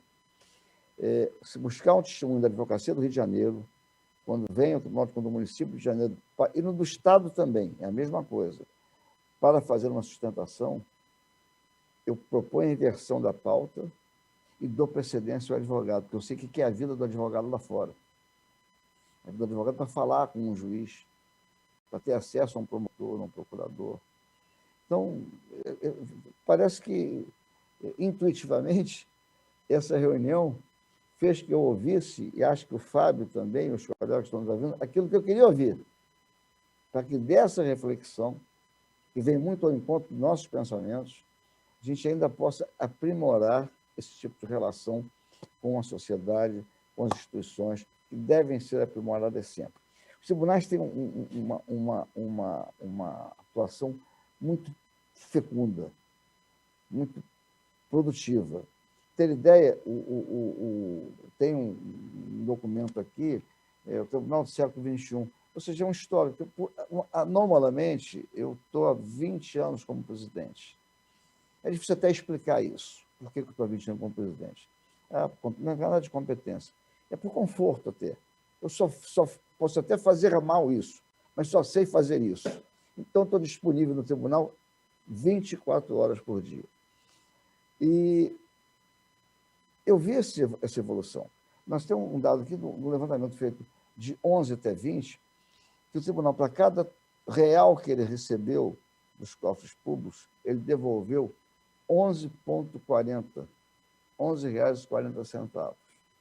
Mas não são dados aleatoriamente postos, não. São dados, resultado de um levantamento criteriosamente técnico que chegamos a essa conclusão. As auditorias, os exames de editais de concorrência, são coisas que vieram de um tempo para cá. As visitas técnicas, a obras. O Rio tem 1.600 escolas públicas. Tem 650 mil alunos. Eu falo sempre isso. É um dado impressionante. E falo aqui para um pernambucano, para 2 pernambucanos, e aí eu me reporto ao nosso, viu, Fábio, ao nosso querido colega que foi presidente da Atricom, Valdeci Pascoal, que é também pernambucano, é um homem, foi um dos pilares também dessas modificações que foram feitas. E digo o seguinte, foi muito bom ouvi-los aí. E acho que tem que ficar, os microfones deveriam ficar abertos, eu sugiro isso à nossa doce Carol, para que nós pudéssemos conversar entre nós no pouco tempo que ainda nos falta. O que falta falar, o que falta ser dito, o que falta ser ouvido, ser rebatido por mim, que eu não tenho que rebater. O que vocês falaram, eu não posso rebater nada. É tudo absoluta verdade. Tem que ser repensado essas coisas. Devem ser repensadas essas coisas. E aí, eu pego o nosso timoneiro. Fábio é o timoneiro dessas associações. Joaquim, que é o presidente do CNPPC, também é outro timoneiro. Rui Barbosa, Bonilha, também é. O Audicom também está. Então, são esses órgãos que vão oferecer a possibilidade dessas mudanças. E nós não temos um órgão de controle nosso. Ninguém a nos controlar. Só a sociedade. A sociedade por meio do legislativo, que muitas vezes não sabe a devida função do Tribunal de Contas. O magistrado, Bonraten, muitas vezes não sabe o que é o Tribunal de Contas. Ele nunca leu o artigo 70 ou 75. Ele só vai saber o que é o Tribunal de Contas quando ele é gestor. Aí ele vai saber o que é o Tribunal de Contas. Pois não, Bruno?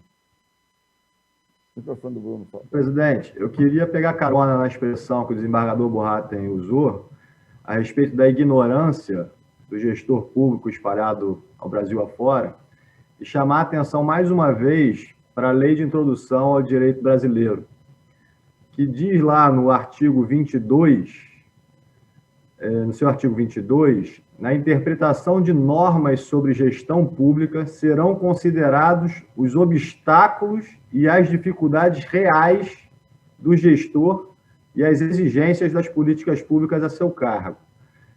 Então, a gente não pode perder de vista, os órgãos de controle não podem perder de vista, de que, muito embora eles tenham se aperfeiçoado ao longo da história, e o senhor e o doutor Fábio contribuíram muito para o aperfeiçoamento do sistema de tribunais de contas, e a minha querida amiga, presidente do Tribunal de Contas do Estado do Rio de Janeiro, doutora Mariana Montebello Villeman, contribuiu muito para a revolução do Tribunal de Contas do Estado do Rio de Janeiro, a gente não pode perder de vista que a administração pública nos municípios pequenos do interior do Brasil possuem uma outra realidade. Muitas vezes esse prefeito, ao qual o presidente Felipe Santa Cruz se referiu, se ele não for juiz, ele não vai ter o mínimo de conhecimento técnico e jurídico para avançar nas necessárias políticas públicas que o seu governo deve implementar. Então, essa percepção de se olhar para as circunstâncias do caso concreto e a realidade de cada gestor público quando da tomada de decisão, ela é fundamental para o aperfeiçoamento do controle, para que esse controle seja moderno e efetivo. A cidade do Rio, a cidade de São Paulo, as grandes capitais, vivem uma realidade absolutamente diferente. Completamente. A cidade do Rio tem o seu Tribunal de Contas. A cidade de São Paulo tem o seu Tribunal de Contas. São orçamentos enormes. A cidade de São Paulo tem 70, 80 bilhões. O Rio, 32 bilhões. Mas tem um histórico de formação do seu funcionalismo, da sua burocracia. Por quê? Distrito Federal, Estado da Guanabara, Novo Estado do Rio, capital da República. Agora, você vai no interior da cidade do meu querido amigo Marcelo Bonrata, vai no interior do Maranhão. O prefeito deve andar com um cheque na mão, fazer o cheque na hora, e depois vai para o Tribunal de Contas de lá. Como é que vai fazer? Ele não tem formação de gestor, nenhuma formação. Então, o Bonrata falou uma coisa que é muito importante. A má-fé, o dolo, ele é absolutamente inexpressivo diante da ignorância do gestor. O gestor, muitas vezes, é eleito politicamente, tem a força do voto, tem a força do seu convencimento, da sua persuasão, mas quando vai ser gestor, ele jamais administrou um busquinho. E vai administrar um orçamento, uma saúde, uma educação, um desenvolvimento social. Então, os tribunais hoje também participam do controle das políticas, não do controle direto, intervindo na política pública, mas que acompanham a política pública com os olhos de um controle lúcido. Isso é que tem que ser visto dessa forma. Tem que acompanhar a política pública. Você não pode ser como um candidato a prefeito, candidato a governador, prometer mundos e fundos para enganar a sociedade e depois não fazer o que prometeu. Você tem uma política pública que é imposta pela própria Constituição. As questões políticas públicas têm que ser adotadas prioritariamente. Então, eu acho que esses Agora, Tchê, você me permite, Tchê. Então, se me permite, eu acho que a grande virtude das últimas administrações dos tribunais de contas e das associações, eu acho que aí elas têm papel fundamental, preponderante, é ter estreitado essa relação, viu, Bruno, com os demais poderes, com as demais instituições. São debates como estes, encontros como esse, encontros nacionais ou estaduais, pessoas como você, como o próprio Fábio, como essas pessoas ajudarem nessa interface, porque ela é que está ajudando e ajudará essas pessoas. Eu vou te dar um exemplo, um exemplo bem simples. Quando eu fui promotor, um município muito pequeno, Fábio, olha que interessante, a ambulância estava totalmente quebrada, ela não funcionava, a ambulância, mas o motor estava bom. O que fez o prefeito? Olha essa, Bruno. Chama o mecânico e fala, tira o motor dela, bota o motor no meu carro, e vou fazer, e vamos pegar funcionar como ambulância. E vamos pegar esse pessoal que está lá precisando numa localidade lá e tal.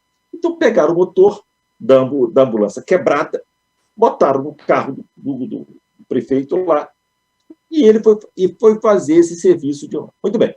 Passados 2 anos, doutor Thierry, o que acontece? Processo, improbidade, apropriação indébita, o diabo. Para esse rapaz provar o que aconteceu, foi a luta. O cara era extremamente ignorante no seu mistério, naquela área, e aí, bobo e tal, achou que pudesse ajudar. Bom, deve ter gasto muito dinheiro com seus advogados e tudo, foi até absolvido, mas depois de muito perdeu a primeira instância e tal, e tal, e tal. Então, o Tribunal de Contas pode ajudar esse tipo de gente, entendeu? Os cursos que o Tribunal de Contas oferece, os cursos que eu sei que se oferecem, cursos sensacionais, entendeu? Que pode ajudar muito o administrador público. Só para te essa visão. O nosso Felipe Santa Cruz saiu da tela. Houve algum problema? Doutor Fábio? Eu acho que ele caiu. Acho que ele caiu. É? Bem, eu quero ser fiel aí, cumpridor. O Fábio parece ser gentil, delicado, ele é, mas ele puxa a minha orelha com uma facilidade enorme. Ele me dá pita toda hora. Então, eu não quero passar do tempo que ele estabeleceu.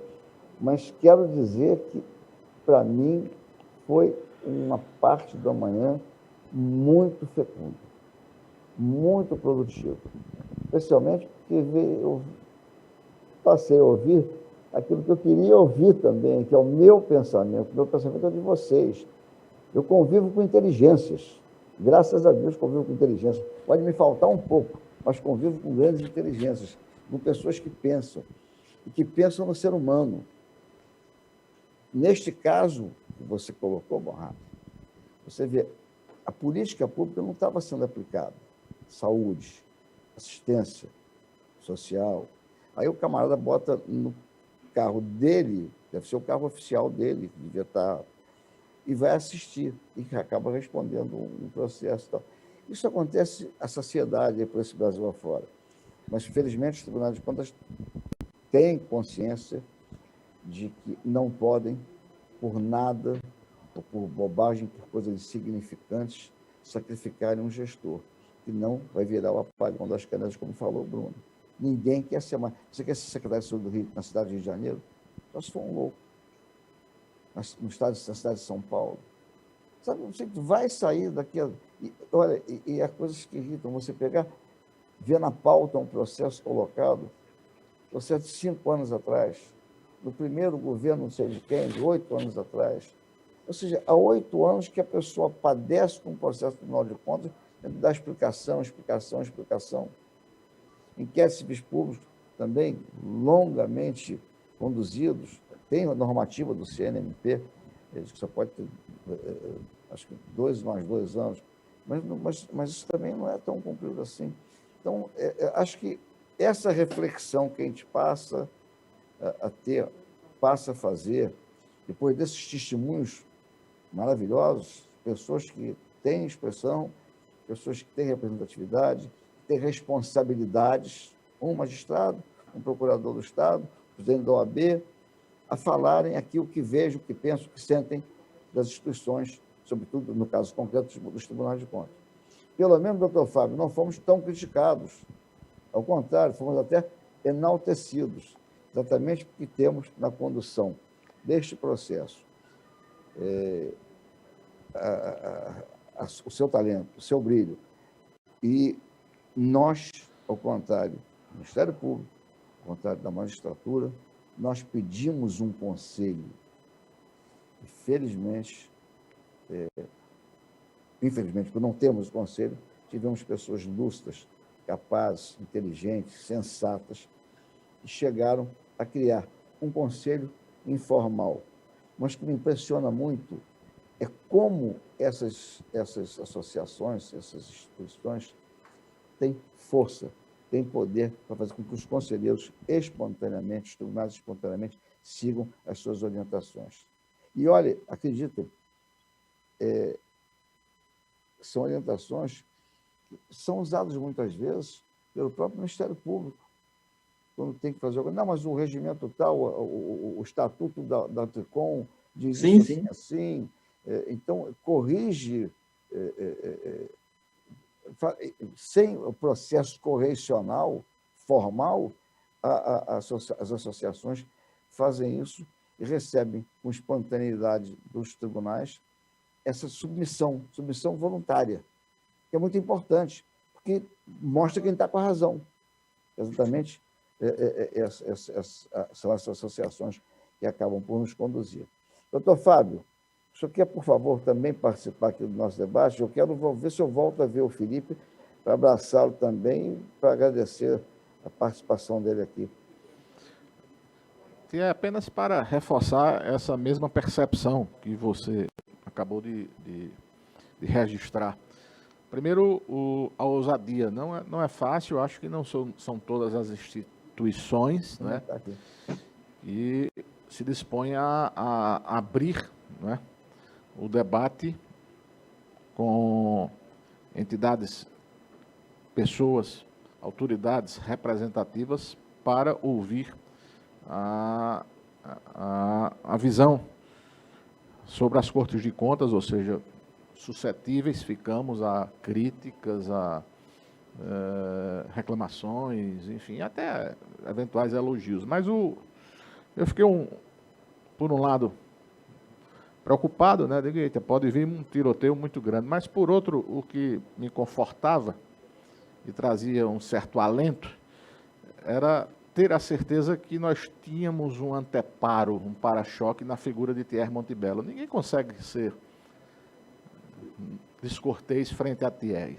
Então, isso me deixou, de certa forma, tranquilo. Alguns colegas disseram, rapaz, cuidado, será que não vem tiroteio? O presidente da OAB, o presidente da Andes, um procurador-geral de Justiça do Rio de Janeiro. Digo, vamos em frente. Esse é o nosso papel, é o nosso desafio. Eu queria que o presidente da OAB ainda estivesse aqui, porque ele falou numa expressão que tem sido usualmente utilizada no Brasil e que particularmente mexe muito comigo, que é essa história de apagão das canetas, né? É óbvio que, vez por outra, o doutor Bruno trouxe essa preocupação, o desembargador Marcelo conta uma história de um fato concreto, real, né, de óbices que eventualmente são surgidos no seio da administração pública em relação ao controle externo. Mas, por iniciativa do CNJ, foi firmada uma parceria CNJ, TCU, Tribunal de Contas da União, e a Tricom.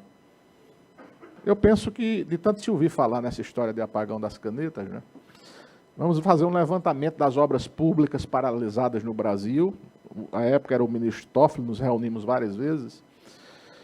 Eu acho que foi até uma ideia, não sei, uma sugestão também, entre essas conversas institucionais do ministro Bruno Dantas, quando o ministro Toffoli assumiu, enfim, encampada pelo ministro Zé Múcio, do TCU, mas, enfim, os tribunais de contas partiram, né, os 33 tribunais de contas do Brasil, para cumprir a tarefa, a missão, levantar as obras inacabadas. O levantamento da Tricom, praticamente foram 3 levantamentos distintos, o CNJ na sua competência, vendo que tinha decisão judicial no âmbito dos tribunais de justiça, e nós fizemos um levantamento. Chegamos a 2.555 obras inacabadas, 90 bilhões de reais, né, de obras paralisadas.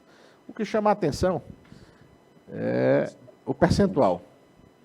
Dessas obras inacabadas, os 90 bilhões de reais, e sem entrar as obras do PAC, que aí foi o próprio TCU que levantou. Apenas 0,7% dessas obras estavam ou foram paralisadas em decorrência de decisões dos tribunais de contas. Eu vou repetir, 0,7%. Apenas 1,2% em face de decisões judiciais. Ou seja, nós não atrapalhamos a administração pública, antes pelo contrário. Nós ajudamos. 50% do diagnóstico era paralisação. E por que se paralisa uma obra? Em decorrência de um projeto mal elaborado, né? De um projeto feito sem critérios de governança pública, né? Sem observância aos ditames. Então, 30%, estou arredondando, obviamente, né? De obras por falta de recursos, ou sucessores que sucederam e não quiseram, não viam prioridade. Então, essa história de tentar... Não estou dizendo que o presidente da OAB atribuiu aos órgãos de controle, não. Ele apenas citou na sua fala essa questão do apagão das canetas. Mas, vez por outra, alguém atribui a atuação dos órgãos de controle, quando eu falo órgãos de controle, para além dos tribunais de contas, toda a estrutura estatal, né? Então, não tem isso. O fato é o seguinte, é que nós... O controle externo contemporâneo, ele tem a plena percepção de que ser gestor público é muito difícil, é uma tarefa árdua que está inibindo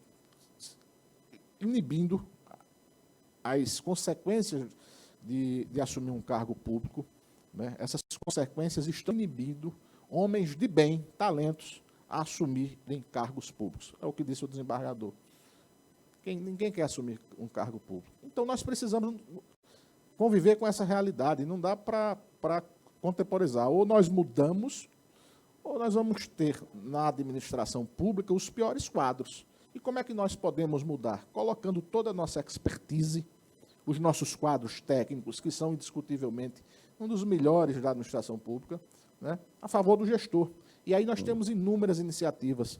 O desembargador, doutor Bruno, os tribunais de contas, as escolas dos tribunais de contas, todos os tribunais têm escolas, promoveram nos 2 últimos anos 5.000 cursos, capacitaram 600.000 agentes públicos no Brasil. Isso é muita coisa. Nós temos alguns dados, alguns números, né, que desmistificam, né, essa artilharia que, vez por outra, é disparada contra os tribunais de contas. Para cada R$100 fiscalizados, e olha que nós estamos falando de um orçamento público de 5 trilhões de reais, sob, né, a tutela, digamos assim, do sistema Tribunais de Contas do Brasil. Há um custo de 10 bilhões de reais, é o custo dos Tribunais de Contas do Brasil. Ou seja, nós custamos 10 bi para fiscalizar 5 trilhões. Né? Para cada R$100 fiscalizados, o custo dessa conta é de apenas 20 centavos. Então, essa relação, né, esse custo-benefício, ele precisa ser mostrado à sociedade, precisa ser mostrado à classe política, às instituições. Porque o que é que acontece na prática? Eu tenho dito e sou repetitivo, eu acho que quem é do sistema não me aguenta, viu, desembargador Marcelo, me ouvir mais. A mesma ladainha. Mas eu tenho de aproveitar pessoas ilustres, né, formadores de opinião, né, que nos assistem, que nos escutam, para ajudar nessa missão difícil, árdua, hercúlea, que é controlar. Por quê? Porque, a rigor, né, ninguém gosta de ser controlado. E quem nós controlamos? Né? Quem detém o poder político, de forma transversal, de parte da mídia, de parte econômica. E qual é a reação? É sempre a mesma. Quando você tem uma decisão que lhe contraria, que contraria interesses, a reação é sempre tentar desqualificar quem julga, né? Agora, eu volto a dizer, o controle externo contemporâneo, ele não se contenta em punir quem quer que seja, né? De condenar quem quer que seja. Pelo contrário, a gente quer ajudar o gestor público. Aí nós temos inúmeras iniciativas. Eu vou citar como o sistema Tribunais de Contas está em efervescência e de quantas iniciativas ele participa. Projeto Integrar da OCDE, né? Estamos lá. Atuamos na ENCLA, Estratégia Nacional de Combate à Corrupção e à Lavagem de Dinheiro. Para cumprir a meta 4 do CNJ, os tribunais de justiça, o desembargador é presidente da associação, pode checar essa informação. Grande parte, a maioria, na Paraíba, mais de 90% das ações no âmbito da improbidade administrativa são decorrentes de decisões do Tribunal de Contas do nosso Estado. Participamos do Plano Nacional de Educação, um trabalho fantástico do IRB, do Instituto Rui Barbosa. Quer dizer, não há uma grande pauta nacional em que não tenha a presença dos tribunais de contas de forma direta ou indireta. Só que a gente tem uma dificuldade enorme. A questão ambiental, né? Os atos administrativos decorrentes ou relacionados à questão ambiental atraem a competência dos tribunais de contas. Algumas pessoas desconhecem. Ora, Tribunal de Contas, tratando da questão ambiental, tratamos sim. Então, a Agenda 2030 está na pauta dos tribunais de contas. Enfim, então nós temos feito muito, precisamos fazer muito mais, mas precisamos melhorar. E é este um desafio, é isso que nós propomos quando trazemos figuras ilustres, respeitabilíssimas, como as que participam desse nosso encontro, para ouvir mesmo, ouvir as críticas, enfim. O fato é que o nosso compromisso com o aprimoramento ele está mantido. Nós saímos daquela linha de conforto e de uma entidade classista, repito, para investir no aprimoramento. A PEC 22 de 2017 traduz o sentimento de mudanças. Saímos da retórica, não estamos só na retórica, não, nós queremos mudar. Criem, por favor, o Conselho Nacional dos Tribunais de Contas. Com estrutura mínima, funcionando no início na sede do TCU, os membros, os custos com diárias sendo bancados pelos órgãos de origem. Enfim, nós não queremos estrutura praticamente nenhuma. O que nós queremos é isso mesmo, é um aprimoramento. E ouvindo a sociedade. Se fala... Nós vivemos um paradoxo, né? O paradoxo da efetividade. Quando nós atuamos, lá vem o tribunal engessar a máquina pública. Quando, eventualmente, um processo se dilata em função de uma série de fatores, respeitando o devido processo legal, são atos decorrentes, interlocutórios que precisam ser feitos, ouvir a defesa, ouvir peritos, que são os nossos auditores e tal, os tribunais não atuam. Então, é um paradoxo, é muito difícil exercer o controle. Mas a gente só vai exercer com transparência, né, com decisões muito bem fundamentadas. O Constituinte ele foi muito feliz. No sistema Tribunais de Contas não há decisões... as decisões são colegiadas, né? Não sei aqueles atos de pessoal, em alguns casos pontuais, com salário mínimo e tal. As decisões não são monocráticas, são colegiadas, se debate amplamente, né? Nós temos a instância técnica, a auditoria, passa pelo Ministério Público. Enfim, temos de ser transparentes e de dar exemplos para que a sociedade nos veja como órgãos imprescindíveis ao Estado Democrático de Direito. Estamos investidos na governança. O TCU tem um projeto de governança fantástico, precisa ser adotado. Pois não tem. Ontem, eu anotei 3 palavrinhas que foram Temos quantos minutos colocadas. Ainda, 1 minuto só. Pois não, Carol. Pois não, Té, desculpa. Não, 3 palavras que foram colocadas, não sei se pelo Dr. Aras ou se pelo ministro Zé Múcio, que são a essência do comportamento, da conduta, devem ser a essência da conduta das instituições. Ele usou a distinção entre o tempo e o espaço. Sempre o meio termo, sempre a justa medida, sempre a razoabilidade, a responsabilidade. E no mercado contemporâneo atípico como o nosso, a prudência e o equilíbrio nas soluções legais. São 5 ou 6 expressões que em qualquer organismo dão equilíbrio.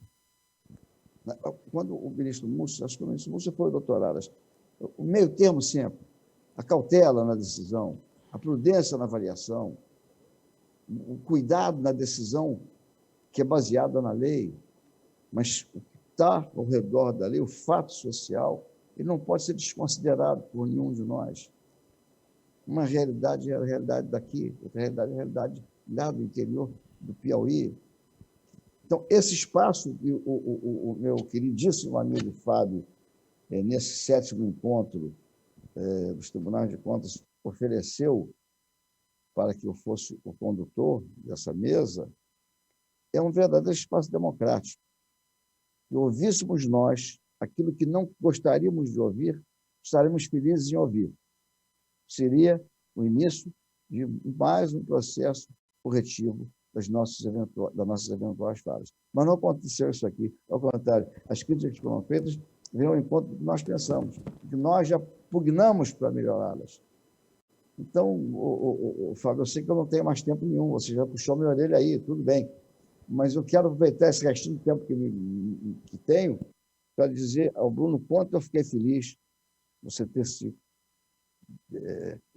colocado à disposição para estar conosco nessa manhã, uma manhã de feriado, que você podia estar descansando em casa com a querida Joana, com seus filhos, nosso Bonraten também, com a querida esposa lá em Itaipava, ao Felipe Santa Cruz, que veio abalado de saúde aqui para estar conosco, mas olha, o que vocês contribuíram para nós, vocês não fazem ideia. Então, por isso, lhes sou e serei sempre gratíssimo.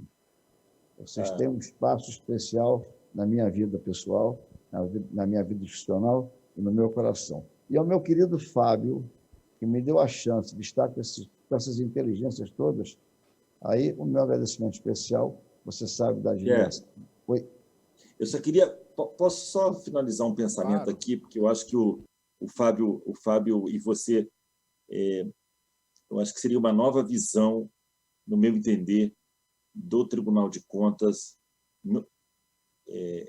pós-2020. Eu acho que esse seria o pensamento, Fábio, Thiers e Dubos.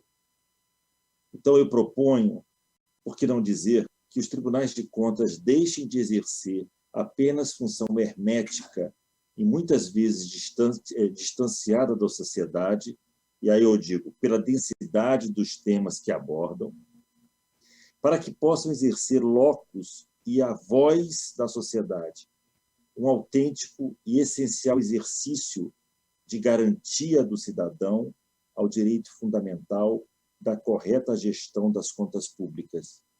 É o que temos feito.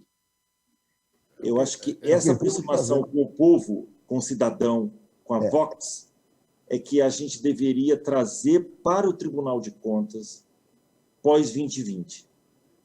Deixa só meu pensamento. Obrigado. Ô, Fábio, eu vou passar agradecendo muitíssimo, muitíssimo a você, Bruno, muitíssimo a você, Bonraten, muitíssimo ao Felipe Santa Cruz. Queria abraçá-lo aqui, ainda que à distância, registrando meu reconhecimento, minha gratidão pelo esforço de estar conosco aqui. E eu queria passar para você, Fábio, para fazer o encerramento desse nosso painel aí.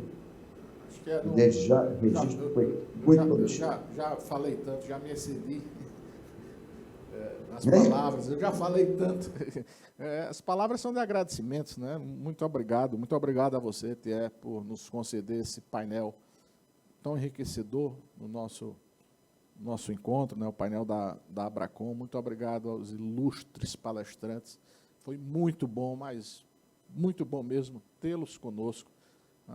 Uma visão exógena de como ver o sistema, do que a gente pode melhorar. Essa sugestão do doutor Marcelo agora vem ao encontro do que nós buscamos, as ponderações do doutor Bruno, do que diz respeito a decisões com um viés consequencialista. Nós precisamos avaliar o peso, a consequência de uma decisão. Está aí na lei de introdução às normas. Aliás, é comum nessas mesas, nas apresentações, o moderador lê os currículos, mas não tenho como ler o currículo de vocês. Vocês são o próprio currículo, os próprios currículos. Então, eu vou ler o currículo dentro da ANDES, do Procurador-Geral do Estado do Rio de Janeiro, dentro da OAB, não há que ler o currículo. Então os agradecimentos também ao doutor Felipe Santa Cruz, presidente da nossa Ordem dos Advogados do Brasil. Eu quero dizer, com certeza de quem conhece todos os tribunais de contas do Brasil, que essas eventuais dificuldades de acesso, elas são absolutamente exceções. Para encerrar aqui, para você, um testemunho aqui interessantíssimo. O Felipe Santa Cruz, ele é tão curioso intelectualmente, tão curioso com as expressões, que ele foi à Câmara dos Vereadores assistir à sabatina de um conselheiro. Ele ficou lá por 1 hora assistindo a sabatina. Olha que coisa, presidente da OAB, né? Então, era da OAB local na época. Muito prestígio para a gente. Grande abraço, muito obrigado. Vocês já são a minha mais nova saudade. Muito obrigado, um abraço, muito obrigado pela presença. Um abraço, Fábio, muito obrigado. Thiers, muito obrigado. Bruno, estamos lá no tribunal, pareça. O Bruno mandou um abraço ontem, que tive com ele à noite. Tá bom. Obrigado, presidente. Um abraço, Fábio, presidente. Obrigado. Obrigada, senhores. Presidente Conselheiro Fábio, somente para atualizar os nossos dados, temos cerca de 830 acessos neste momento simultâneos, dos quase 2.220 inscritos neste 7º Encontro Nacional dos Tribunais de Contas. Com sua licença e sua permissão, conselheiro Fábio, eu gostaria de fazer uma parte. Eu preciso agradecer a deferência do conselheiro Thiers com o meu trabalho e a meu respeito, também a saudação do desembargador e todos os participantes nesse painel, o procurador-geral e o presidente da OAB. Muito obrigada. Nós seguimos, então, faremos um pequeno intervalo. Antes disso, é importante agradecer também ao presidente do tribunal de onde eu venho, que é o Tribunal de Contas do Paraná, conselheiro Nestor Batista, que me permitiu estar aqui conduzindo este grande evento. Faremos, então, um intervalo e retornamos na sequência com o painel do IRB. Até já.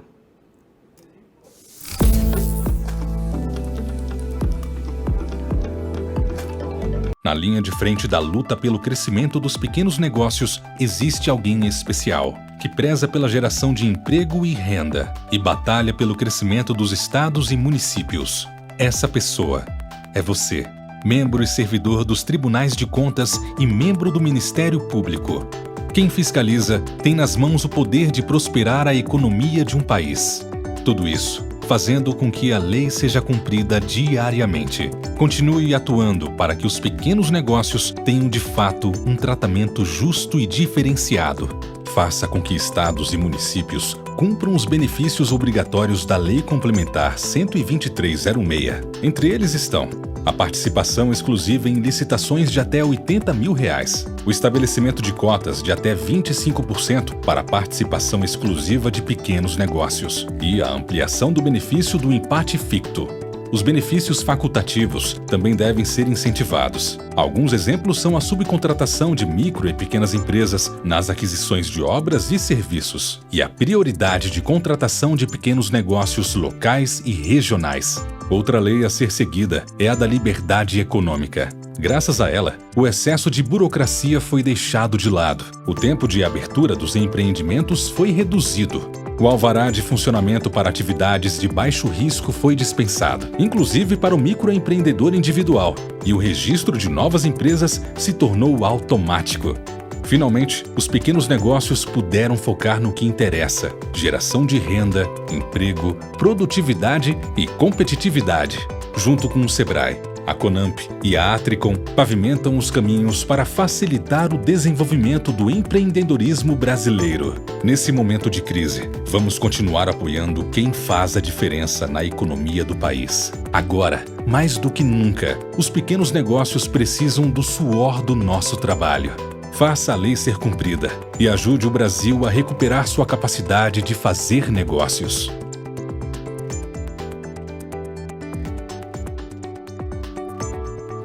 Sebrae, a força do empreendedor brasileiro.